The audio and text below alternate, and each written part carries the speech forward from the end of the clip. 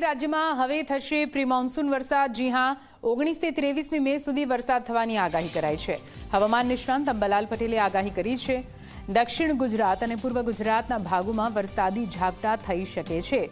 Pre monsoon એક્ટિવિટીનો ભારે વરસાદ થવાની શક્યતા પણ છે। મકાનના છાપરા ઉડી જાય તેવું ભારે પવન ફૂંકાવાની શક્યતા।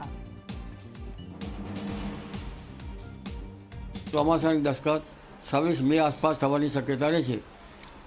ગુજરાતમાં ચોમાસું લગભગ 8મી જૂનથી પવનનો દરિયામાં બદલાય અને 8 થી 15 જૂનમાં વરસાદ આવવાની શક્યતા રહે છે।